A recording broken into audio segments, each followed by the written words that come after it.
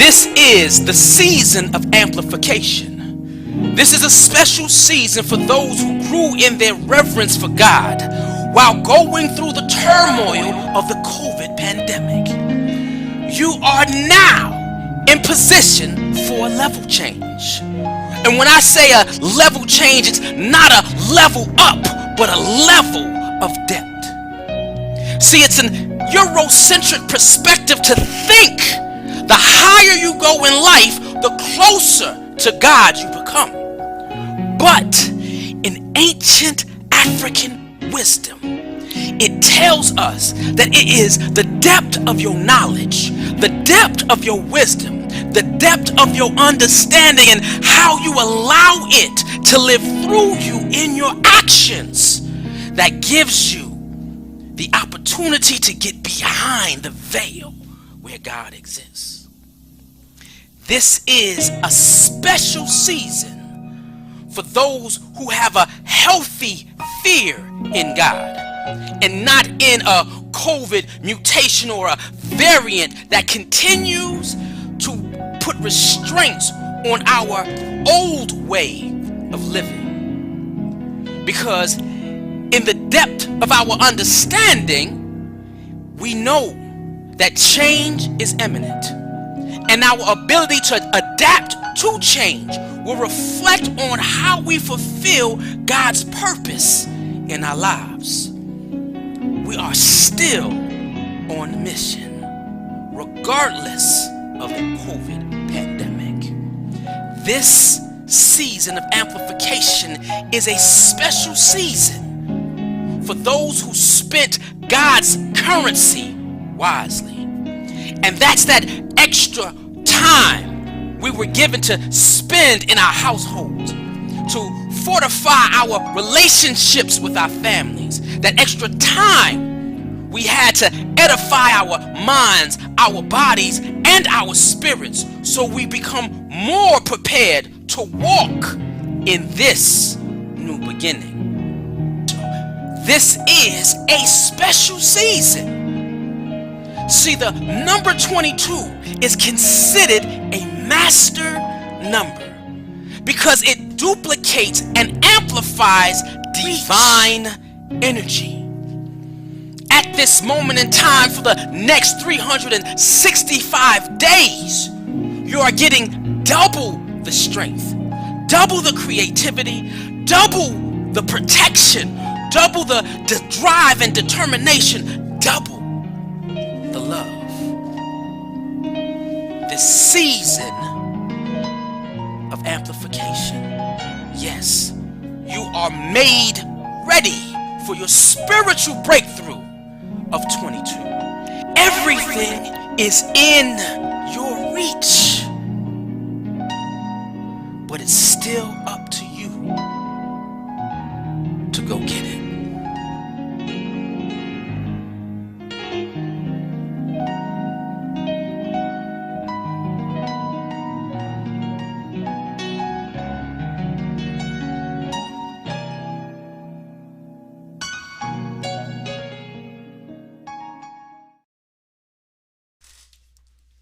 The video said everything is in your reach.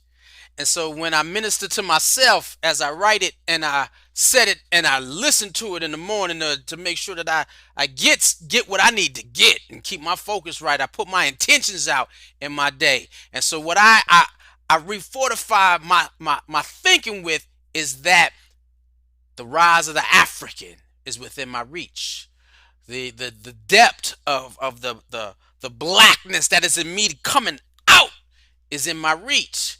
Creating an experience where the rise of the African is a social media Pan-African movement where we can do Marcus Garvey numbers online is in my reach. I just got to go get it. And we in the process of going to get it. And when I say go get it, y'all know Wednesday night is not necessarily a live stream night. However, my brother was supposed to be here last night. He couldn't make it because that post-COVID syndrome. That's some new stuff that's out there. Woo! And he said, look, brother, I'll be ready tomorrow night. And so special show pop up. It's love it. I love it when you in control of what you do and who you are, and you can just let's go. Let's ride with it. So before we continue, we want to make sure that if you're watching us on Facebook, y'all know how it is. Please like, comment, share. Make sure black folk get this information that we give. Let us grow, let us connect, let us bring these minds together so that we can do what we are called to do as a people, which is be God's people. And then if you're watching us on YouTube, y'all know how to do it. Hit subscribe, click the bell, the notifications, because we stream 5 times a week. This is going to make week the sixth time. So we have multiple programs going on. Of course, on Sunday, starting at noon, it's a Keep a Land Inspirational Sunday. Tuesday evenings at 7? It's normally the African Speaks. This is part 2. This is my man. You know, we had to get him up here. And then Thursday at 7, it's Afro Stream. So yes, you will see me again tomorrow night. And then Saturday morning at 1, it's African history class. Saturday at 2, it's African spirituality class. So make sure, y'all come through. Now, when we put the flyer out yesterday, it said, special guest Rev Kalongi. Y'all know when we first did the African Speaks, this was a tag team, right?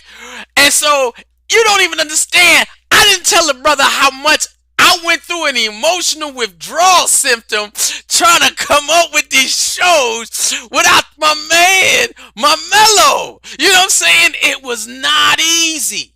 And I had to dig, and I even put it off the shows. I said, you know what? Nah, I got to wait till it feel right. And then I heard the spirit of the ancestors calling me saying, look, let him do what he got to do. But you keep doing what you got to do. And when he ready, he be back. And so, from Texas, that's that city.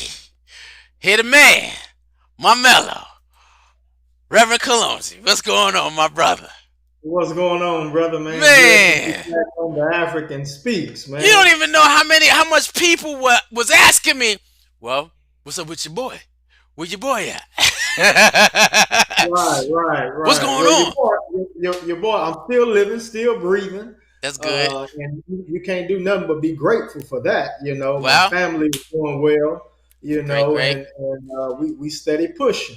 But, this fall, this past fall in Mm-hmm. 2021, man, that season of COVID that really affected me, man. I was ill twice, Mm, and I'm mm. still, kind of recuperating, trying to get my senses back and things of that sort.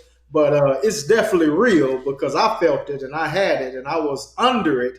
But now I'm over it and we're steady rocking and getting better. So, You you said you know, had it twice? had it twice. And to be honest, it's what's putting me in the crosshairs of COVID is my job. I'm Right. working for the Texas Department of Criminal Justice, and I'm having to be around a large social gathering 24/7. Mm. But no matter where I go, you're gonna run into 60 to 50 to 70 plus people Wow. every time you move and navigate throughout the prison system. Right. And so, a lot of different people are falling sick to it. Mm. And we just asking for prayers, man. Just asking that we can get through this really as an entire world people, World because the people. whole Right. entire world has been devastated by this COVID, situation. And so we just have to stay healthy, stay drinking water, stay getting rest, stay meditating, Right. Ashe, stay meditating, and I think we can get through, and we'll be back, like never before. That's you brought up a couple of things that we can talk about everything and anything and go all night. Of course, we got a topic that we're going to flow on, All right, no but you doubt. you just hit something where this is a world issue. That might be something that I could report on an after stream where this is affecting this is a global experience that's Yeah, happening. A lot of no people doubt. here are discussing it as, oh, it's not real, it's fake, it's this, but no, this is they even dealing with it in the motherland. They don't have it Yeah, as worse, but this is a global change. And so when I talk about there's no going back to an old norm. We're never going to be without COVID. It's just how we move forward that's going to make a difference. Right. And in fact, I had a doctor's visit on yesterday, and Mm. my doctor told me that COVID is here to stay permanently. He said in so many words that COVID is just going to be like the flu, influenza. That's it. It'll never go back. What'll happen though is that, 100% herd immunity will take place over time. And what'll happen is people will build up a level of immunity to it, and it won't be as devastating to us in the future. But I mean, still to this day, people catch the flu, and the flu can, it can wreck you. It can wreck you.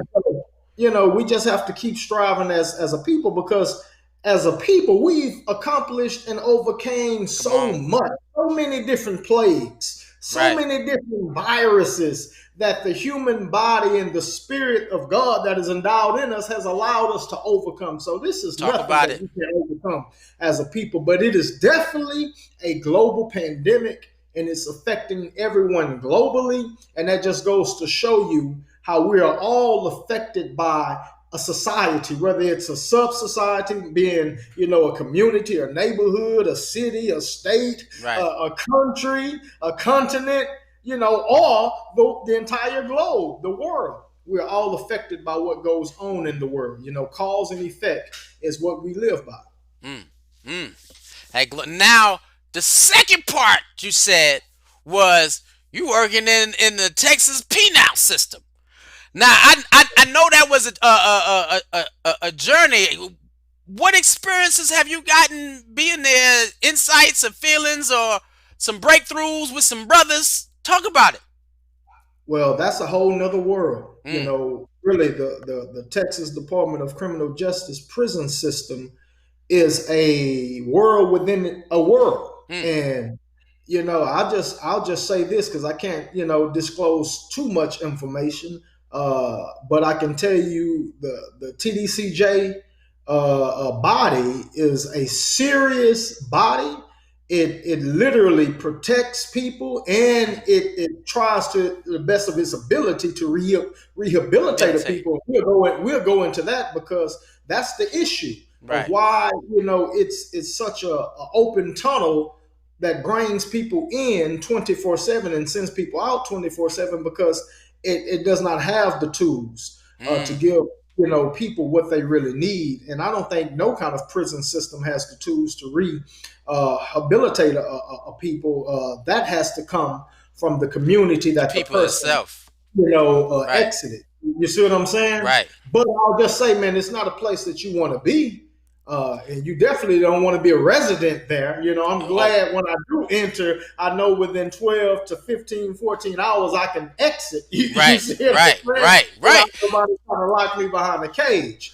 And so, but it's not a place that you want to be. And you should do everything you can to not be a resident there. Yeah, there was growing up, I can tell you in my neighborhood, there was a scenario where, One Love, if y'all listen to me, New York, Big John was preparing me. I don't remember how old I was. I don't even think I was out of elementary school yet.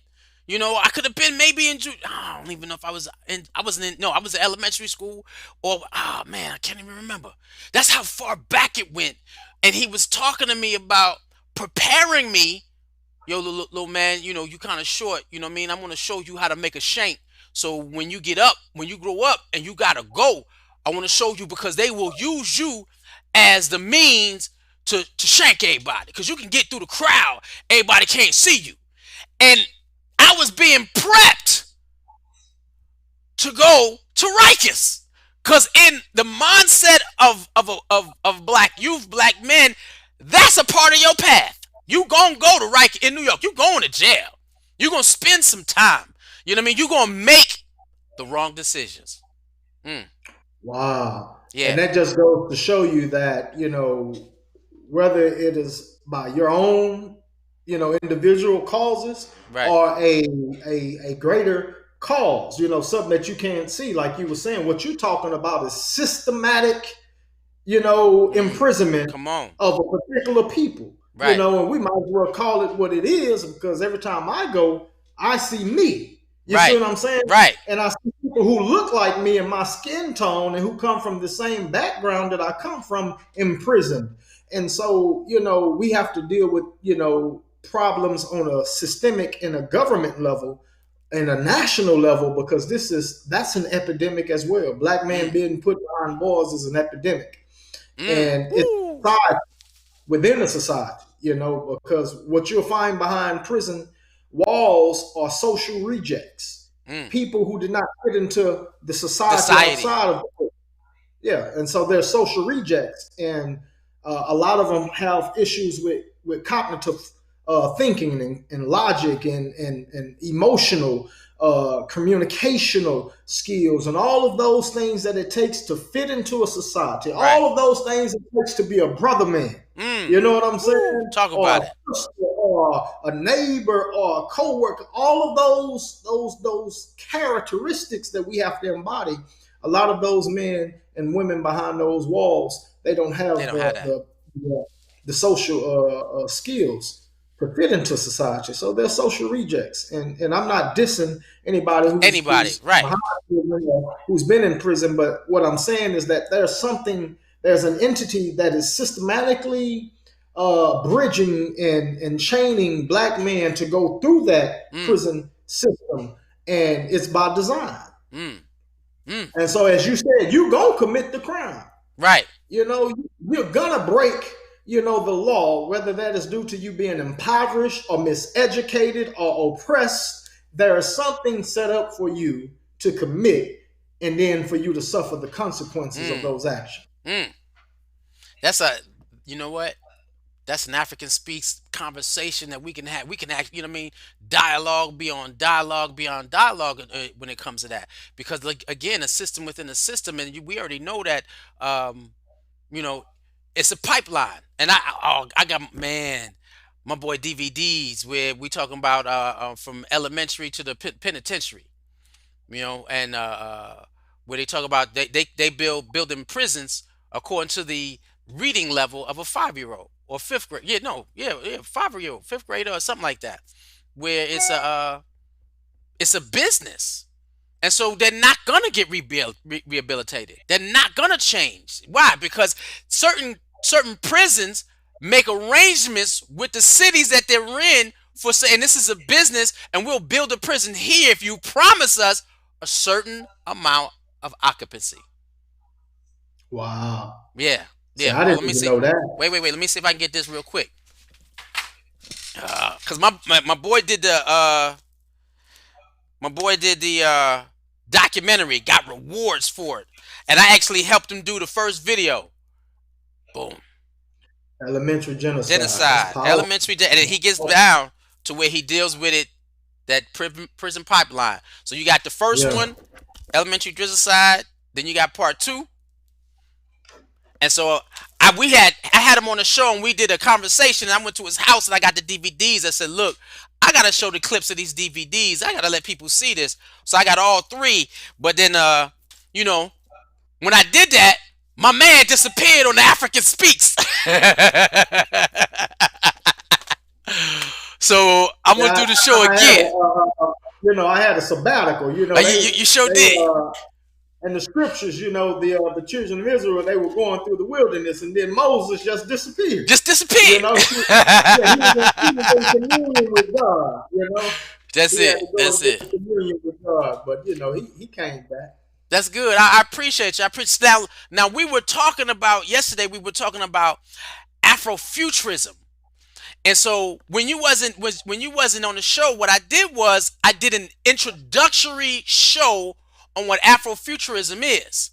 And so and because I spoke to my daughter, I said, Ayan, do you know what Afrofuturism is? And she was like, oh, Dad, yeah, you know what I mean? That's like a big move in MMA. Was it anime? And so she was talking about characters and everything. And so I was like, wow, you're informative. You know what I'm saying? You're informed. I was shocked. And then I spoke to another female friend of mine. And I was like, hey, sister, do you know what Afrofuturism is? She was like, what? And so I said, so that was when I said, okay, it's, when I realized you wouldn't make the show, I did a show about the introductory of it.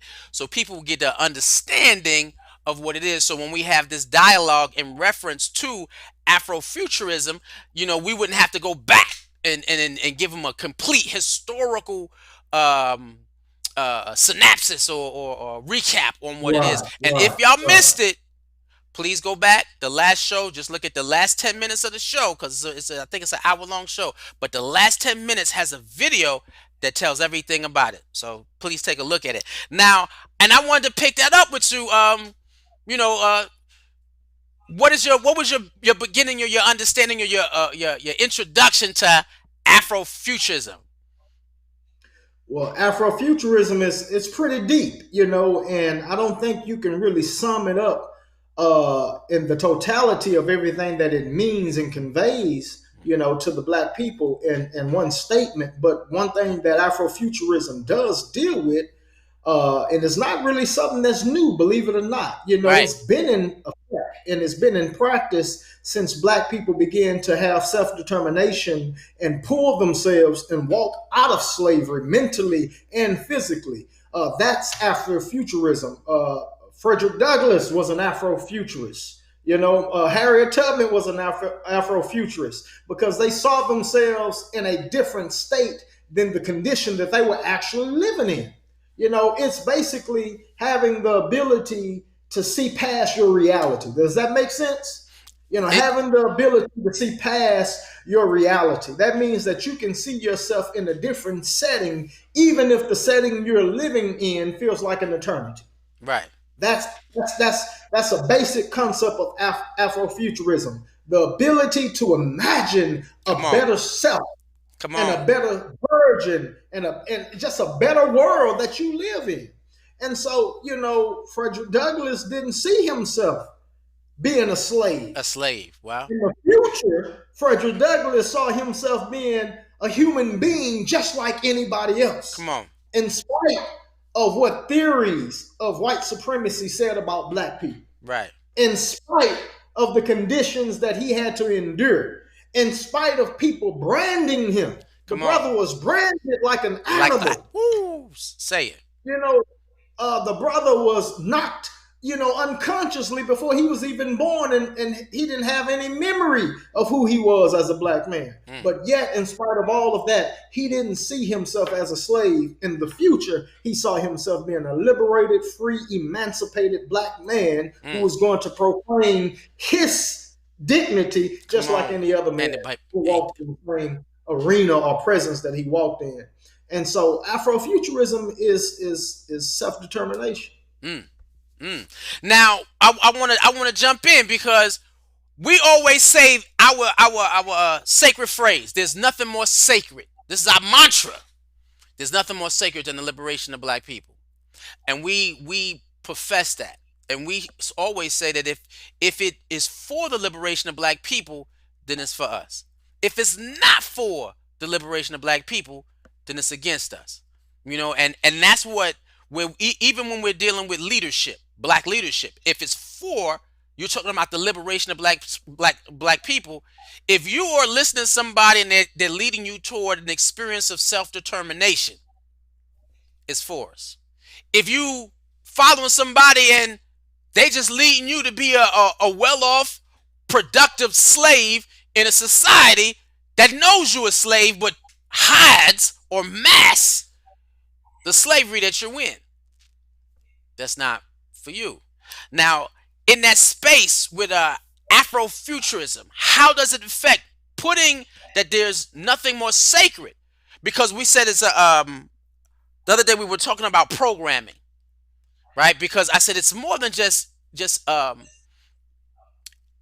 graphic novel entertainment. It's like programming or deprogramming a slave mindset.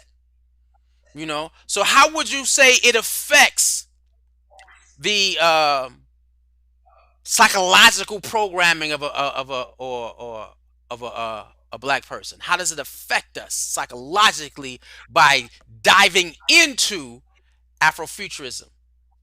Well, it enters into the realm of our reality Mm, that is called self-reflection. How we view ourselves, mm, or residual self-imagery. mm, That's one of the statements from the Matrix, Come on. residual self-imagery. When you would see them outside of the computer program, they would be in sackcloth and raggedy clothes, and their hair, it's kind of rough, and there's no edge ups or nothing like that. Just everything is out of they just look like they are in a desert, a deserted place. But when they go into the Matrix, they got leather clothes on, stylish sunglasses. The hair looks different. They got that swag. That's residual self-imagery. We have to have the ability to see ourselves in a positive reflection. If we can't see ourselves in a positive reflection, we're going to begin to imitate the reflection that's in front of us. And if somebody has the ability to control how we are reflected, then we're going to imitate that reflection. And this goes into the idea of, being born into slavery. You can only see yourself in a negative reflection.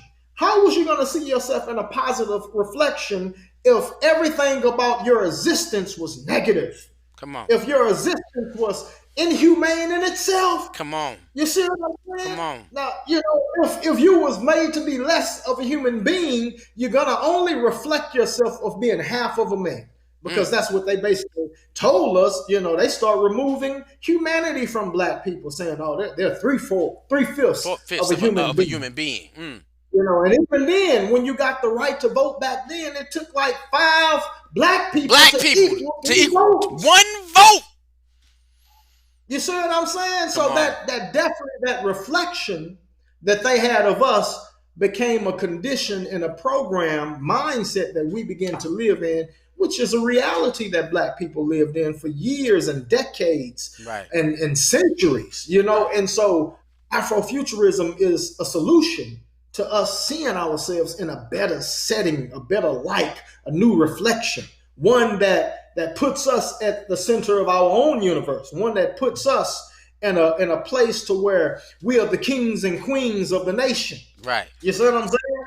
Right. We are the kings and the queens of the nation. That the religion is our religion and the culture is our culture. Afrofuturism deals with all of that. In fact, the movie Black Panther. I mentioned it I mentioned it last night. Go ahead, brother. Right. That's an Afrofuturist movie. It deals with black superheroes who came from a black dynasty. Come on. And it's a secret city that nobody knows about except black people. I mean, all of that because they were the first ones on the face of this planet. So, that's Afrofuturism. And the brother, God bless his soul, rest in peace. Rest in power. The brother Chadwick, he did a powerful and a great job at depicting a true king in itself who's for his nation. Right. You see what I'm saying? I'm not just for my family or my people. I'm for the nation. I'm for the sovereignty of who we are as a collective group. There was a statement you made in terms of, like you said, slavery and being able to see past that.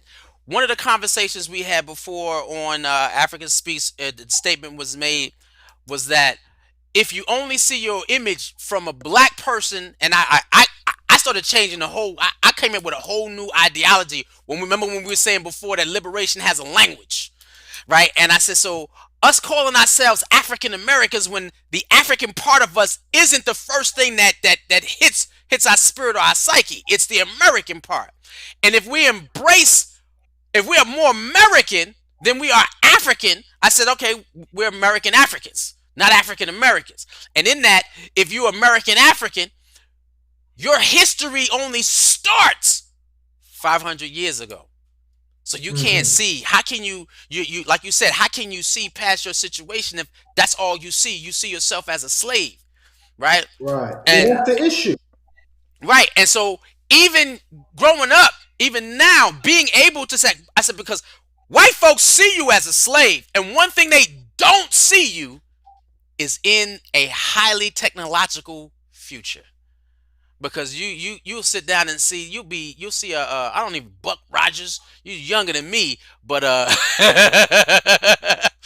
I even thought about it today. The bell when you said Buck Rogers, I'm right. search my memory bank and say, who the Well, hell is who's Buck Buck Rogers? Rogers? Right. You know what I'm saying? That's that season. That's the season. And then we go up to Star Wars.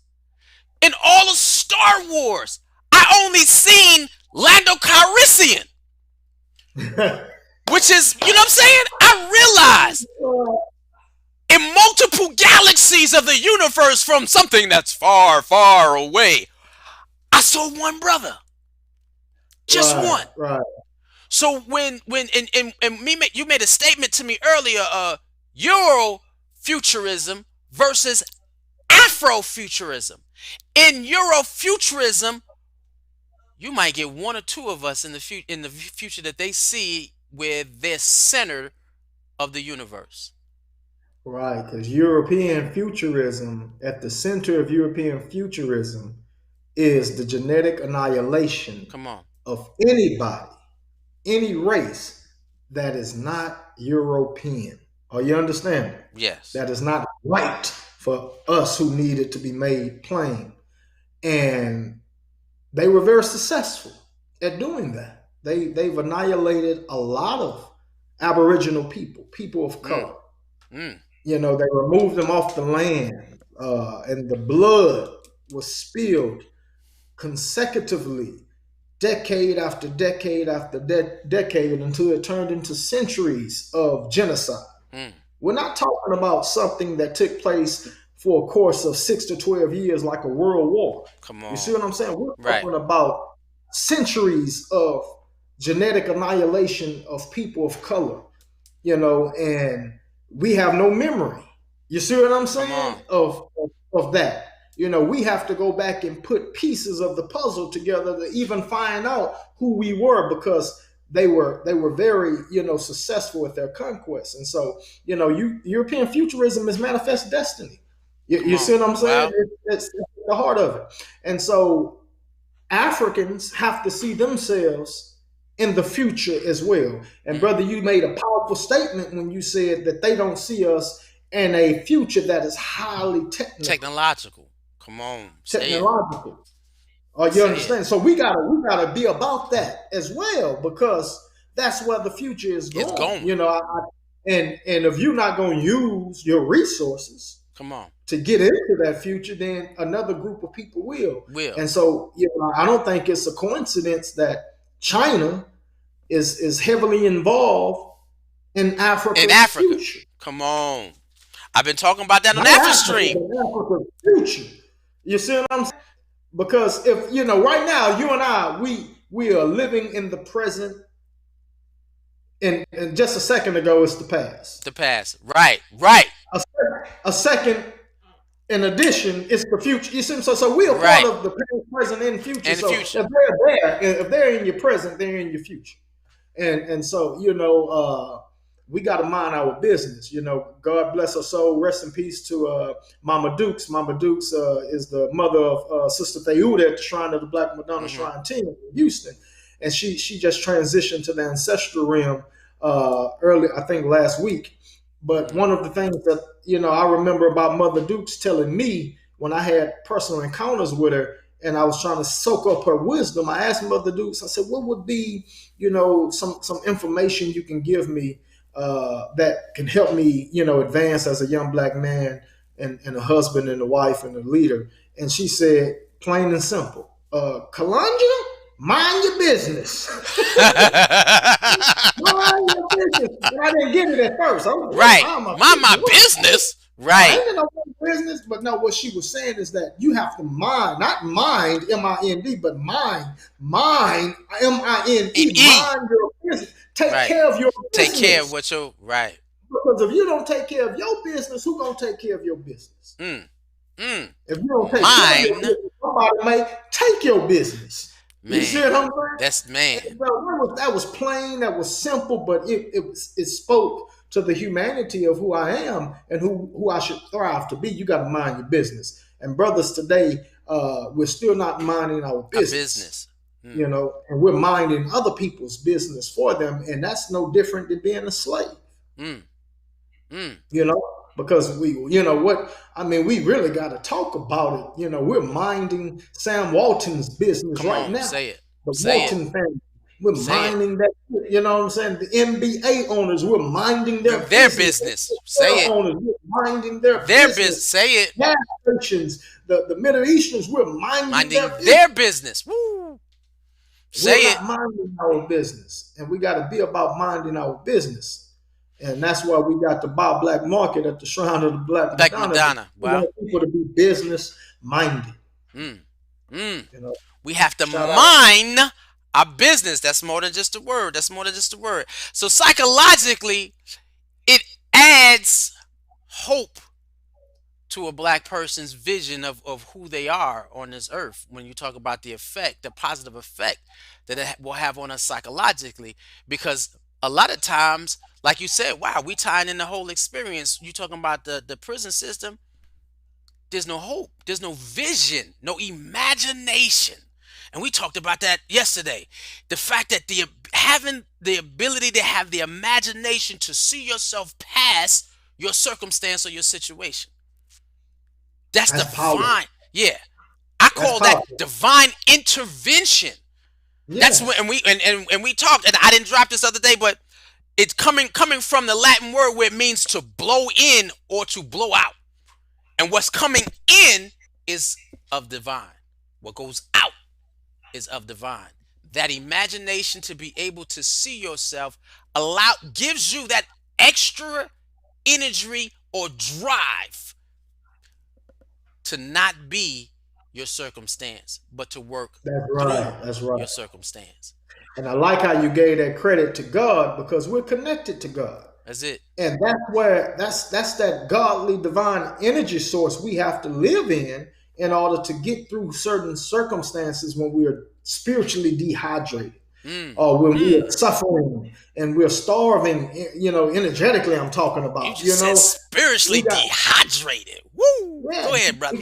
We got to tap into that God source, because that's the whole story of the myth about Jesus fasting for 40 days and 40 nights, which we know today it's a death sentence to go without food. For some people, they can't go without food for 3-4 days without their body shutting down. So how, what it speaks to is the power of us tapping into God and what we can accomplish when we are living in that God synergy, when God and I are both involved and we're both at the center and we're both thriving together. God is carrying me. We can survive. And so that's what imagination is. Imagination is godly. So it's something godly about imagination. We're the only creatures on this earth that can imagine, that can actually process information faster than any other creature. That's what makes us God-like. I call, that is your godly co-creator power, to be able to imagine your existence, or it doesn't even that, anything, and manifest it. That was one of the parts where we said, because Afrofuturism is a process of manifesting the reality, because it engages your imagination, which is your God power, your co-creator ability. And then it should, because we covered so much. We covered like 3 or 4 of my questions already.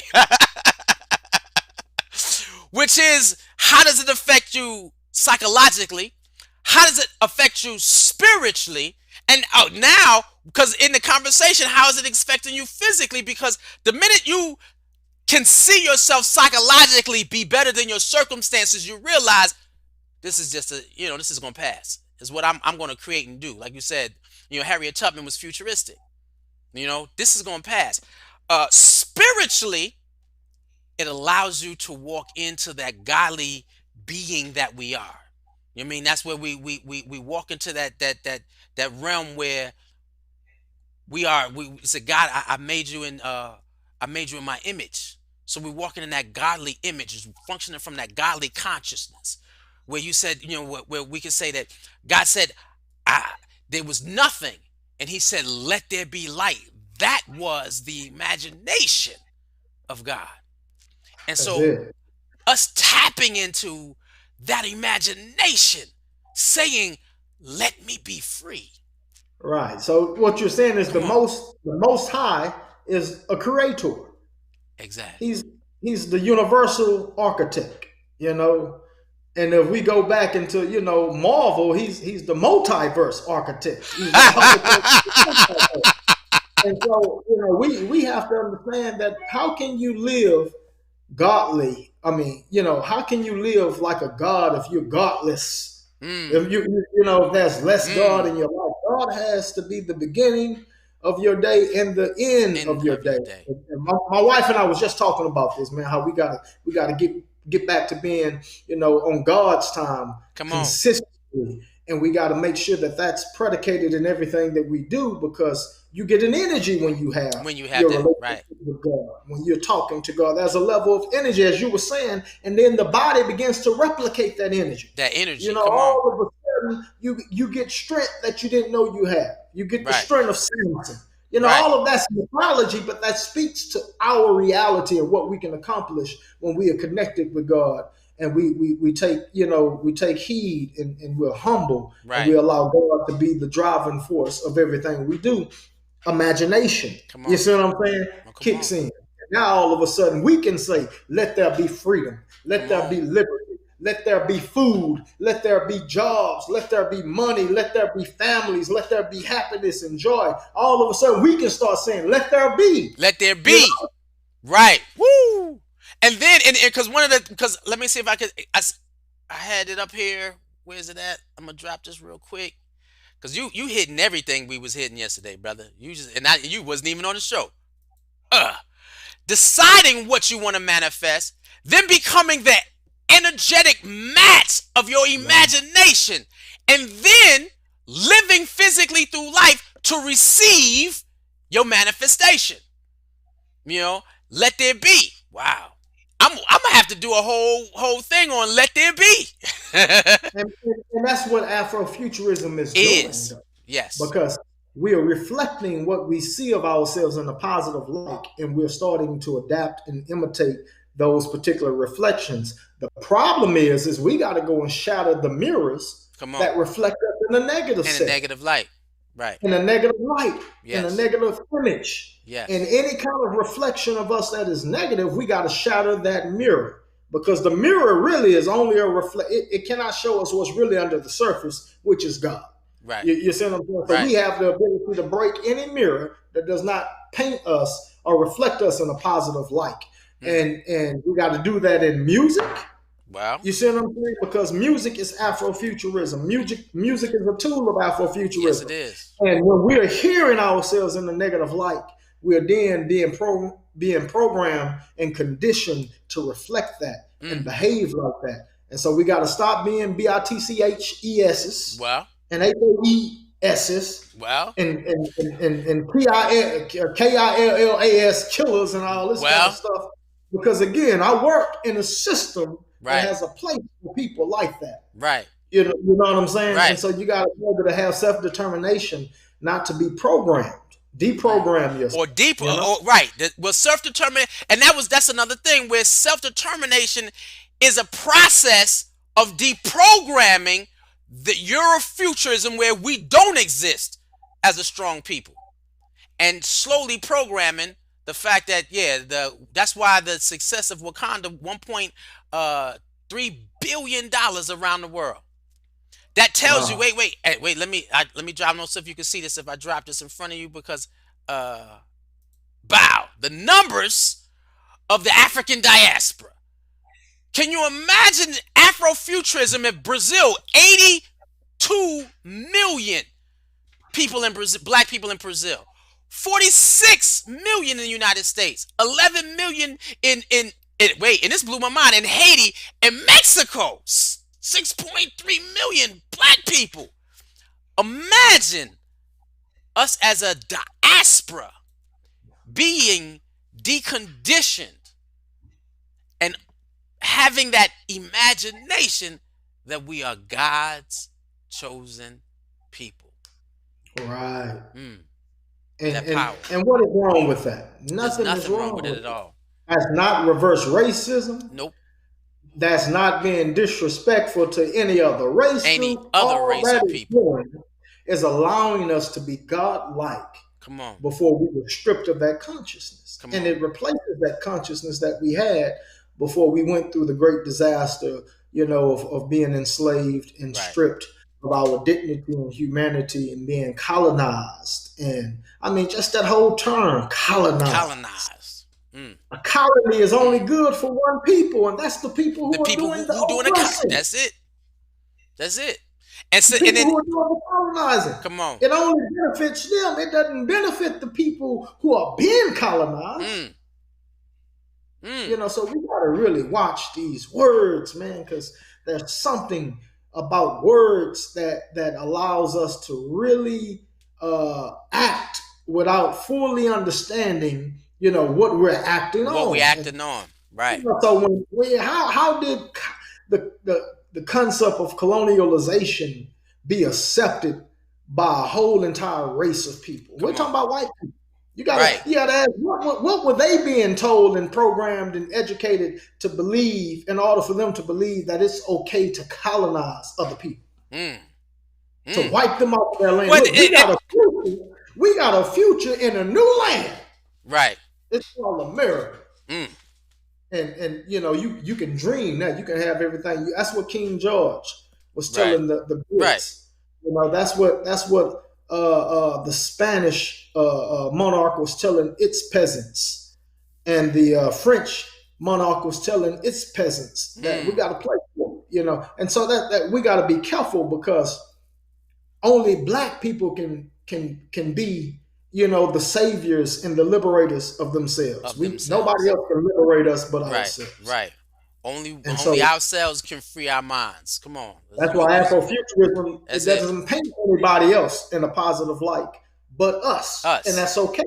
That's not mean. That doesn't mean we see them negatively, but we got to be about us. Right. We got to mind our business. That's it. Now, getting to the nitty of the gritty. We were talking about the programming towards the rise of the African, because the rise of the African is the concept of this social media movement.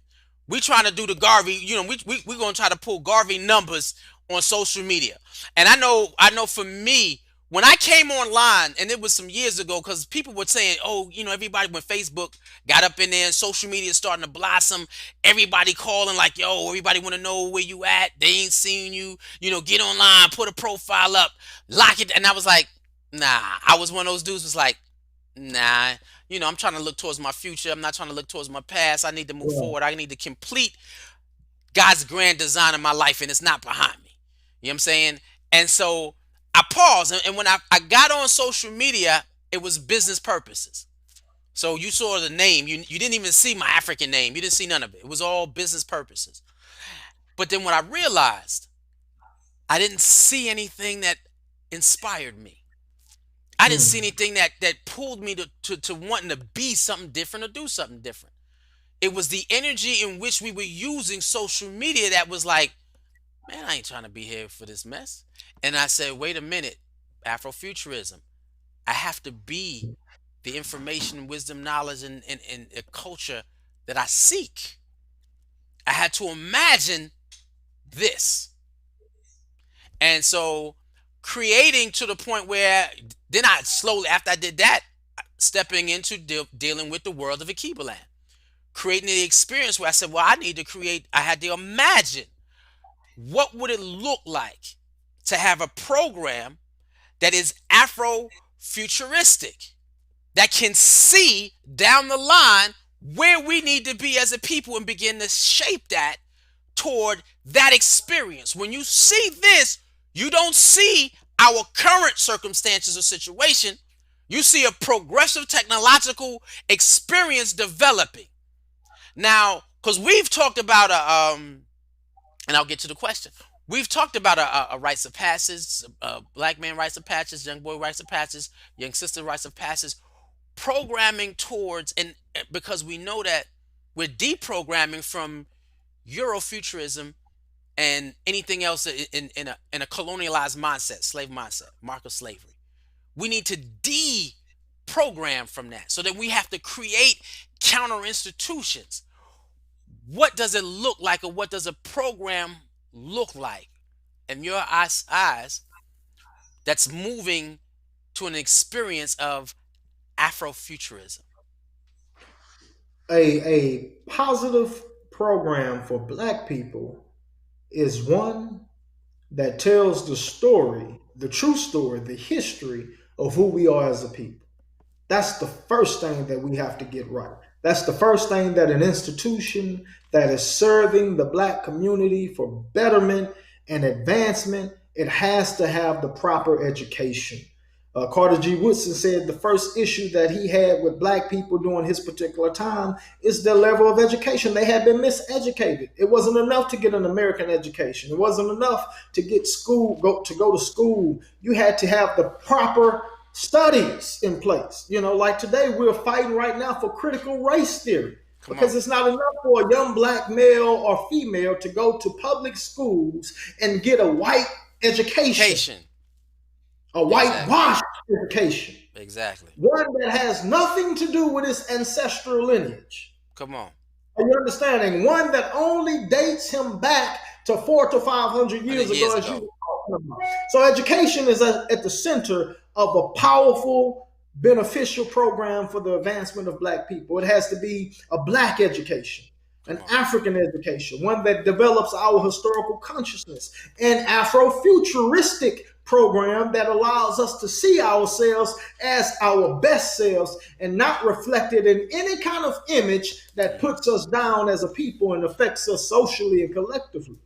A program that teaches us the importance of natural causes. Are you understanding? And what I mean by that is a program that deals with nature. Because Eurocentric program and Eurocentric education, it does not deal with nature. It's not something that really engages nature. As African people, we lived in harmony with nature. So we got to get back to that. And what I'm talking about is the things that when it comes to talking about dieting, what should be the diet? Because food affects us.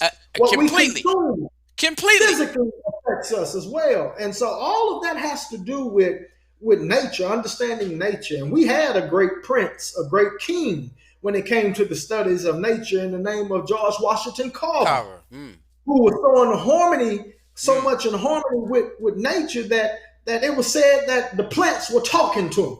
And really what he was saying is that he just understood biology on that level to where nature is in communication with us if we shut up and listen. You see what I'm saying? Right. And get in line, excuse me, with what nature is talking about and what nature is telling us to do. So we gotta have a program that teaches us, and most people may take offense to this, but how to eat, how to talk, how to walk, how to dress, how to think. You see what I'm saying? Because we are already educated and conditioned to do that in a Eurocentric fashion. And we are born into this national society. That's why I call it. Look at it on that level, but we got to look at it on that level. On that level. That's why I call us American Africans, because we may be descendants, but our primary mode of living, thinking, and being comes from a Eurocentric paradigm.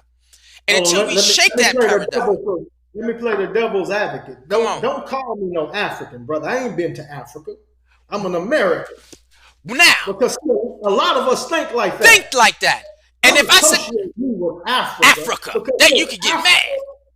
Has been reflected in such a negative way by Europeans that African descendants don't want to have any kind of association with Mother us. Africa.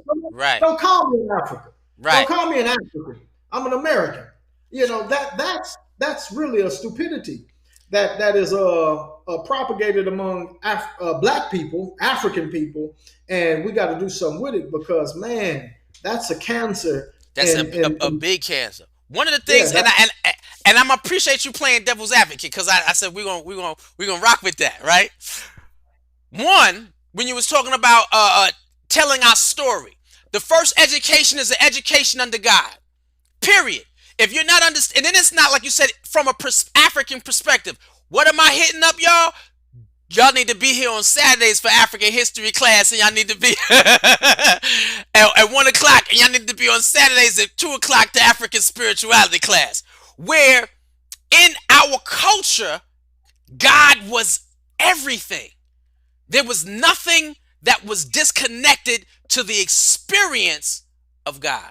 Everything is divine. So how we approach life, like she said, mind your business. You could not mind your business as we created these empires because of that fine-tuned connection we had as a people, to be a people unto the Creator. We're going to create modern civilization in every time we exist in, except this one, but it's really that everything that they're using for this highly technological world is coming out of our culture. It is the math that we created as a people that is giving them this technology. One, and then you were saying, I ain't black.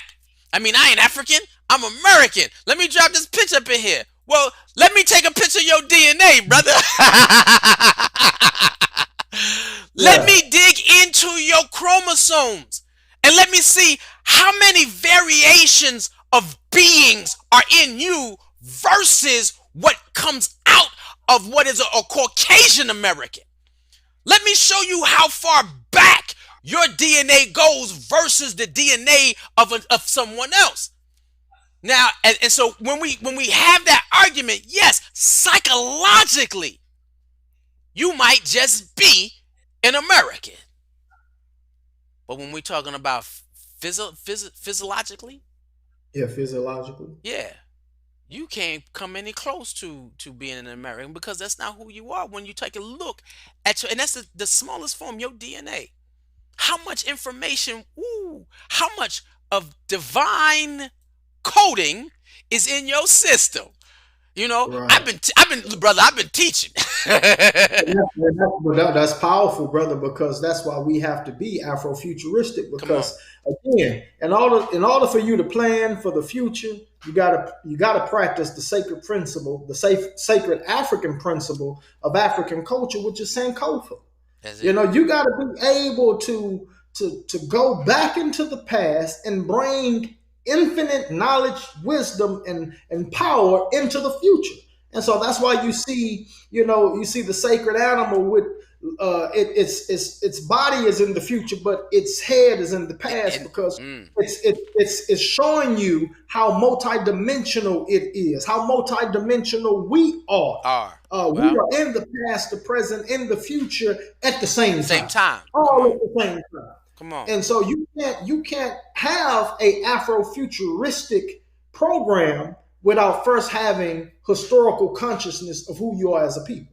That's why I first dealt with education. Education will always be the primary factor to benefit in liberating Black people. That's why they didn't want you to read. Right. That's why they didn't want you to learn certain things about their culture. Come on. You know what I'm saying? Because it was going to point back to your culture.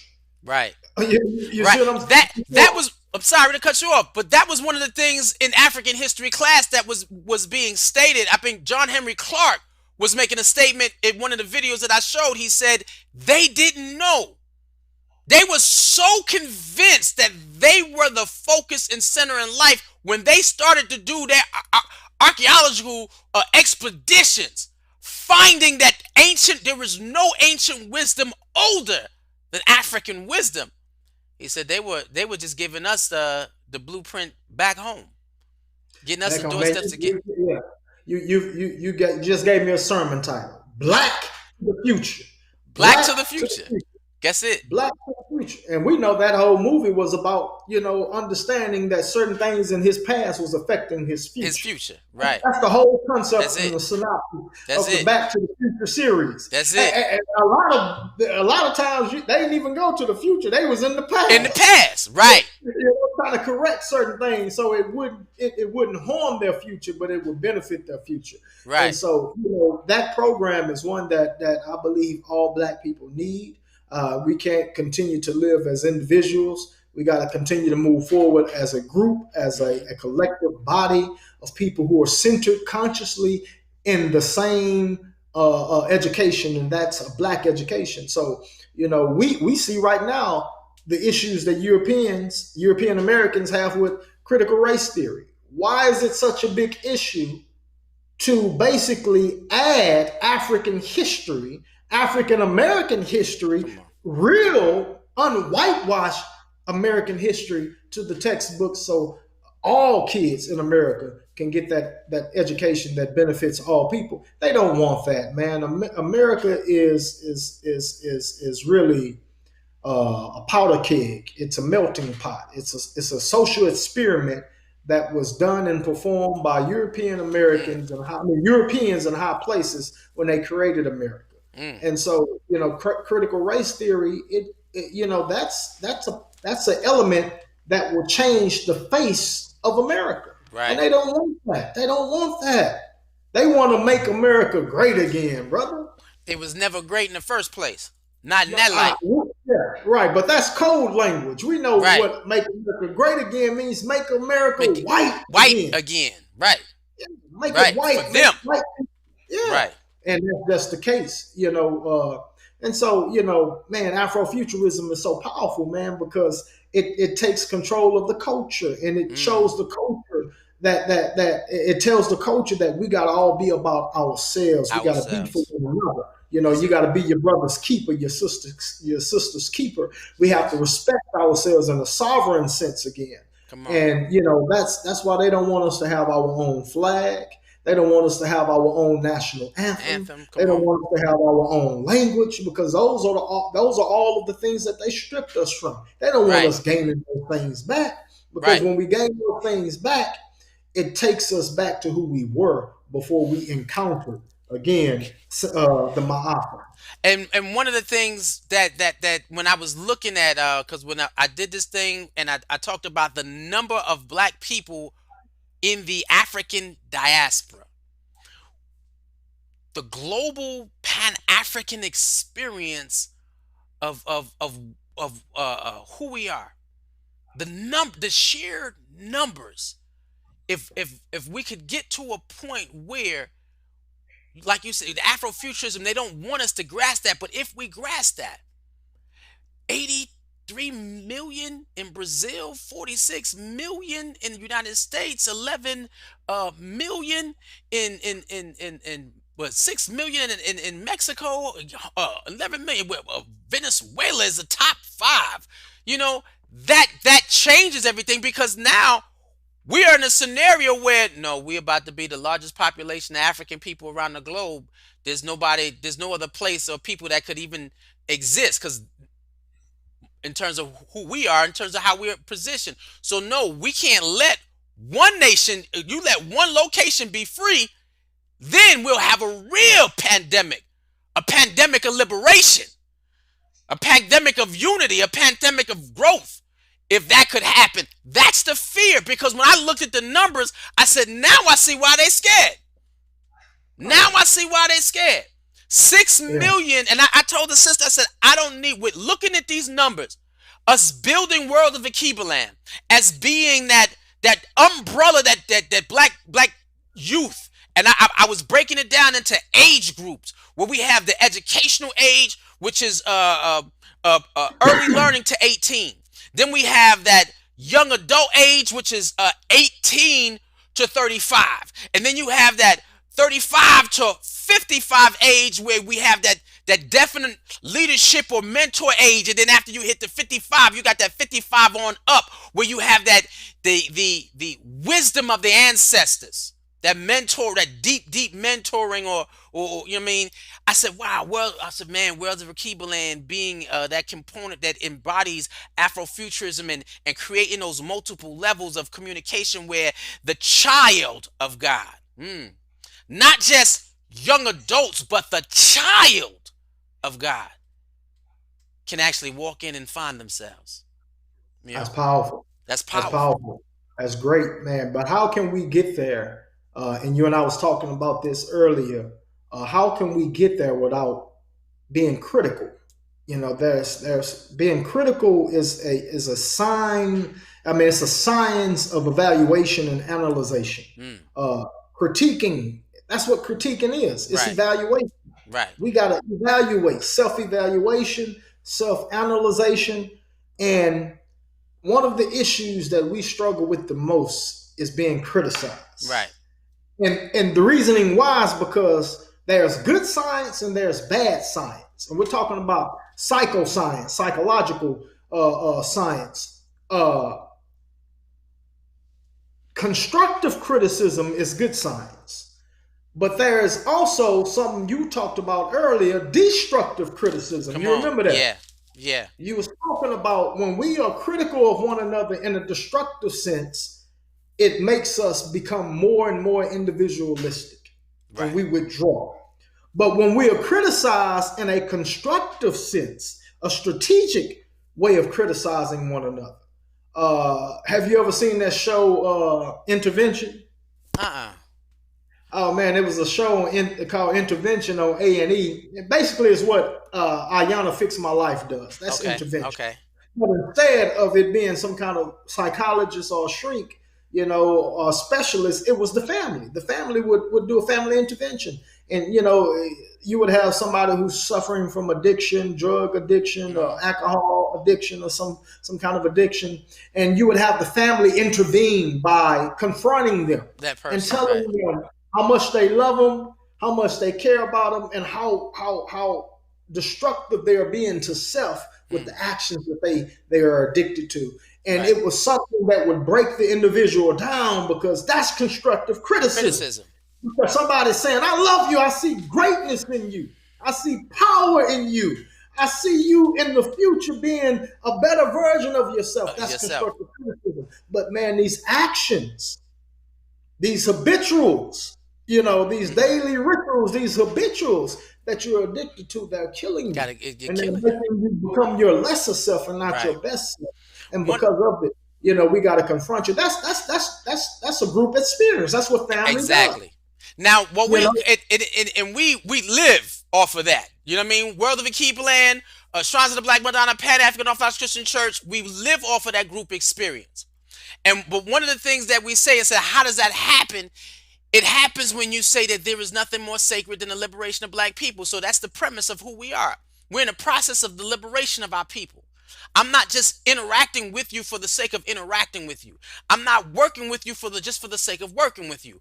We're here because that Afrofuturistic process of seeing our people as a people of God on this earth doing what God has called us to do is the foundation of what pulls us together first.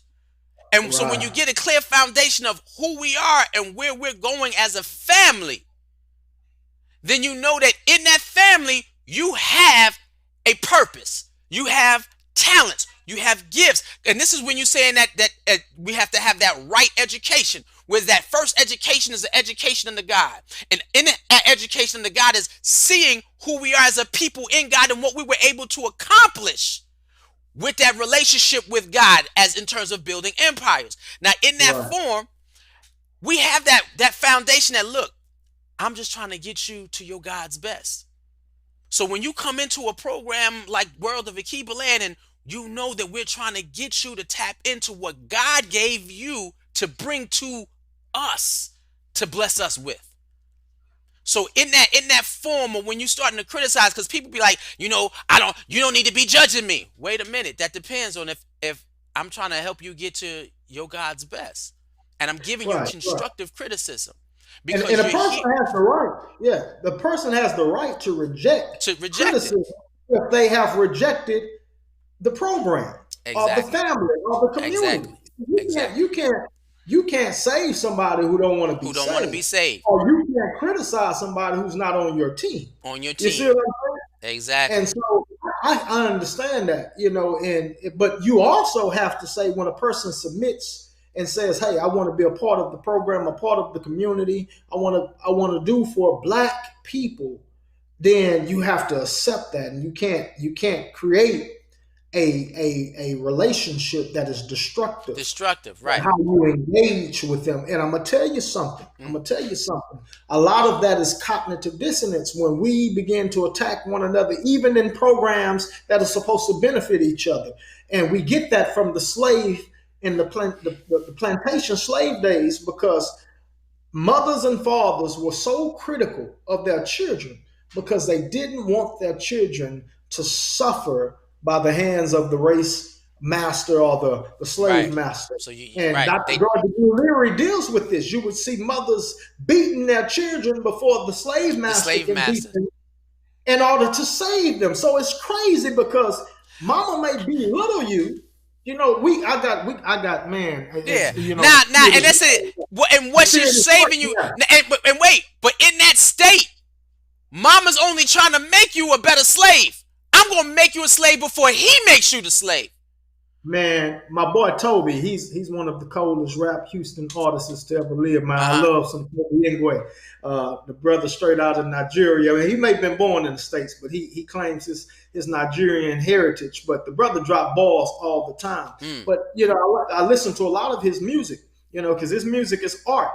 And he talks so much about being raised in the childhood he had, where his mother was always saying negative things about him, always putting him down, telling him he was going to be a failure because he wanted to be a rap artist and a musician and all of that. And he used that in a positive sense to become what he believed himself to be. But that's a primary example of how you can have an older generation doing it collectively, putting down the younger generation or the generation to take its place. And this, I don't think is done intentionally, but it's a matter of us still having to shake off the cobwebs of plantation life. Exactly. You see what I'm saying? Understanding that a lot of that still, it still hurts us when it comes to our psychology as a people, as a race. And we have to get past that. We have to keep healing as well. And so there's something to be said about Afrofuturism or critical race theory, because all of those things are healing factors for the psychology of the psychology of the people. Of black people, because we got to be able to say, because we know something wrong with white people. We know something definitely wrong with white people. Right. But we also have to be honest enough to say something's wrong with black people. Definitely. We know that without a shadow of a doubt. That's a definite. Right. That's a definite. Most definitely. So, you know, man, it was a powerful conversation, brother. I'm glad to be back on the I've been seeing you, man. I was on the mountain looking down. I said, that brother is at work, man, producing and dropping content after content, man. Great job. You're one of the hardest working people I know. You believe in doing the job and not quitting, and that's something to be respected. There is, and I appreciate that, you know, and I received that, and I thank you, brother. And again, like I said, our mantra: there's nothing more sacred than the liberation of black people. And so when we talk about, you know, and then me being the vessel that God and the ancestors are working through to bring forth a program such as Worlds of Akibaland, you know, to be able to create an experience where we can bring our kids in and give them that experience of who we are as a people in God, and be able to work with them and encourage them towards seeing their divine selves, you know, and in that process, me realizing who I am. And that and this is the thing, it doesn't matter what elder is above you. The minute you tell a child who he is in God and he sees it and his spirit believes it, it don't matter what that adult is going to say, because he's going to be able to tell whether or not this is you're saying this on behalf of me, or you saying it from the remnants of your colonialized mindset. You know, and I remember one of the things that right. No, you speaking, you talking in a divine way now, in a divine sense, because you know we were to go back to the Bible, we got to know when God is talking and when the devil is talking. When the devil's talking, right? The devil do a lot of talking in the Bible. Oh, he sure do. It's 500 years of teaching us how not to be ourselves, to the point where he says, you know what? I'm going to be in their brains. Y'all don't have to whip them no more. They're going to do exactly what I want them to do, the way I want them to do it. Yeah. So sometimes we got to be, you know, in the community of ourselves. Sometimes we got to say, get you behind me, Satan. You know, we saw Jesus, you know, we saw him say it several times. I was going to say it, right? To his boy, get behind me. Yeah, to his peers. And these are his peers, you know, these are his brothers. You know, he had to say it to his elders. He had to tell his mom and dad, hey, I got to be about the business of God. My mother's brothers and sisters are the ones who do the will of God with me. You know what I mean? How dare you come to this tent and try to call me out? That goes to show you that he was committed to something that was bigger than the sub Yes. society that he was first introduced. So I mean, you Yes. got to take care of mom and dad. The scripture tells us, "Honor Says thy mother and thy father." exactly. And that is a multi-dimensional commandment because it's just not talking about financially. It's That's talking it. about psychologically. That's It's it. talking about spiritually. Respect all of those elements. You have to honor your mother and your father, but also you Mm, have to understand what is more sacred than any other thing come on. in the life of us is the liberation of black people. And That's so it. again, it And that's takes why us I say in that note, honor thy mother, thy father. In that note, you're not dealing with this level of racism that we're dealing with now, or the level of psychological conditioning that we're dealing with now. You know what I mean? And so in this space where you're dealing with these 400 years and what we're going through, and this psychological conditioning where we don't even see ourselves. At least I could say this: even in that time, dealing with biblical times, at least Israel could remember who they were. We can't remember anything about who we were or what God right, did for us or what we created. And that's why being in an environment that is educating us or turning on the light of our past so that we could actually visualize ourselves in a different future. And like you said, the future is not necessarily down the road. It's 1 second than the moment that we're in, a nanosecond. We looking at that's right. Marvel, when the smaller you get, they got into that nano world. You know what I'm saying? It's a nanosecond right here. I'm in the future. I'm in the future again. I'm in the future again. And it's And one that's of the what things, actually is going on. right? That is actually taking place as you and I are engaged in conversation. That's it. The future. I said, and y'all should have been here Saturday at 2 o'clock. African spirituality. It's called the Hana. And the Hantu, which is the time, which is broke up in two areas. It's the Sasa and the Zamani, right? And they said so they don't have a concept in ancient African spirituality. They don't have a concept of the future long way because they didn't even have to worry about it. God said, "Know your now. That's gonna come according to how much you put in today." And that's why every Oh, second, every moment, oh, every situation was divine. I know my future is guaranteed because I surrendered everything to God today. At this nanosecond, that was God's. That was God's too. That was God's too. So submitting to God at every nanosecond of your life, your future, whatever you want to see, yourself in the future is going to manifest itself because you've given everything you had at the moment you live in to make that imagination happen. I want to eat a week from now. So you talking about a people who dealing with agricultural people. I want to eat. So what do you got to do? He put us right by the Nile. Come on. He gave us the Nile. We didn't right. make the Nile. He did. And he said, Yeah, "Look, you want to eat, here's the now imagine yourself eating." And the only way you can continue to imagine yourself eating is you get out there and you till that field, you plant that food, you do what you got to do, you give God everything he needs at that second. Your future's guaranteed. that's right. That's right. So we gotta plan. We gotta That's strategize. it. We gotta educate. We gotta come together collectively. That's powerful, brother. You Mm. said a whole lot. Again, man, it's good to be back on your platform, man, Man, and looking this forward to ours, continue. this ours, this not mine, this ours. Right, right, right. For the people, most definitely, It's most ours. definitely. Anytime. You come up. I told you want to have even if you just want me to engineer. I don't even got to be on your show. Right, Kalonji has right. something to say. I don't know what you're gonna name your show. Yeah, breaking news, right? Breaking news.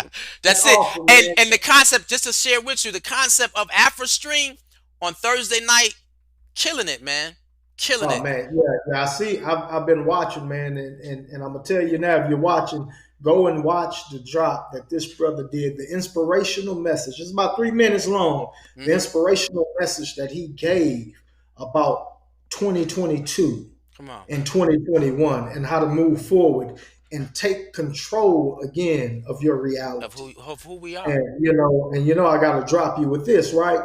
So we're talking about facts. You was talking about these numbers, these facts and figures, Mm-hmm. and just this whole concept of Afrofuturism. And right now, you have black people, black educators, and warriors fighting to get critical race theory in a social setting, a social educational setting, and to have it publicized in American school systems. So black kids and white kids and brown kids and Asian kids, all kind of kids can benefit from it, right? Mm-hmm.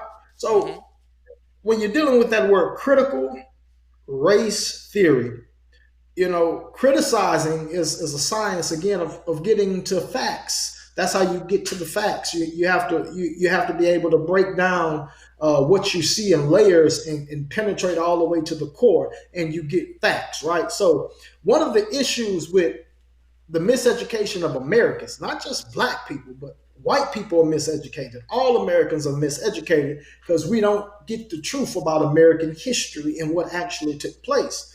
What they did is they ignored the facts and they went right to having theories. And they theorized, they basically made facts secondary, and they made their theory primary. And that's an issue because you don't factualize theories. They're Mm. called theories for a reason. Mm. You theorize facts, but you don't factualize theories. Mm. And what we have to understand about Afrofuturism is going to help us theorize facts. It's going Mm. to help us build stories, myths, concepts based upon facts, and not the other way around. Mm. Because we know that they didn't theorize facts, they factualized theory. Theory. Because Wow. they educated, we're talking about generations of white people were educated to believe that something is innately wrong with Innately them, wrong. Come on. Come on. and you should stay away from them, and you should enslave them because they were made to be your Be servants. just come on. That's what we have in the American school system now. Now. Right. And that's crazy. That's foolishness to say that, but it is. It's in the shadows. It's in the shadows because the absence of true history is the negation of facts. There was a If there was a you won't tell the truth and tell us how America was really created, you're negating the facts. mm. Mm. And so we got to get back to theorizing facts, not factualizing Theory. theories. Mm. Mm. That's it. We got now and okay, so we got because we got I'm tightening this up. We have a program where education is first. We get back to nature, which is and we didn't even talk about eating off the earth. Man, Right. we I didn't was talk trying to about hit on it a herbs, little the bit, healing when of I was talking about herbs. the program. Right. That's what I'm talking about. We got to get a program that even teaches us because we're a fast food generation. Yes. Yeah. I mean, we are the practitioners of fast food. We keep it going. I mean, we love, brother. I'll tell you. I could tell you stories of how I was raised on Little Caesar's pizza. Raised on the 2 for 22. Two for $2.22. I mean that stuff that affects you and affects your cells, and so it's Right. going to affect your biological system. It's going to affect your spiritual system as well. So Right. we got to get out the junk food, man. Right. We got to get back to that eating that earth food. that temple. I mean, Yeah. and that's real. When you sit down and you first the education of the God, then the education in the self, and then you dealing with the issue of living off the land, and you talk about the fact that your body is your temple. God created everything around you for the temple in which we have for it to grow healthy. You know what I mean? Strong. You don't Right. need now that you eating if you eating Kentucky Fried Chicken, you're not really eating real chicken. I saw a picture of chicken with 6 legs. They giving this thing it's a hybrid where they Right. raising chicken 6 legs so that they got more meat coming off of one dwarfed mutated animal just so that they can feed you more. And but I was talking to a sister today, and she was we was talking about the video, and somehow we got on a conversation of food and diet, and she said her grandmother and her grandfather, she was raised by her grandparents. Yeah, everything came. They never went to the grocery store. They never went to the grocery store. They ate what came out of the backyard. I'm like, what? And now you're talking to a city dude. I'm like, couldn't even imagine that. Can you They imagine never that? went to the grocery store. And so I said, really? I said, so, and she said, what we didn't eat was the food for the animals. So I said, oh, so you trying to tell me nobody took out the trash? She said, no, we took out the slop bucket. Because whatever was left over after breakfast, lunch, and dinner went on the ground to the animals. The animals ate it. We raised the animals. And then she said it was hard because they would fall in love with a cow. And the next thing you know, that cow was gone because that cow was food. It wasn't a pet. All the But you know, vegetables came out the ground. yeah, but something to be said about that level of communal Right. living. You Come know, on. because it makes you respect everything, everything, not just yourself as humans, but the nature you're living in. And so we know right now the whole entire world is in trouble Mm, because this style of living, this Eurocentric style of living that has globalized the entire exactly. world, is problematic, not just to us, but to nature. Mm, You know, it's problematic to nature. Nature is suffering. And so we want to get fresh air again. We want to get clean water again. We want to mm, stop fracking and stop trying to take and neuter the earth. You mm. know, we're taking things out of the earth that's not even supposed to be removed right now. Remove You from the know, earth.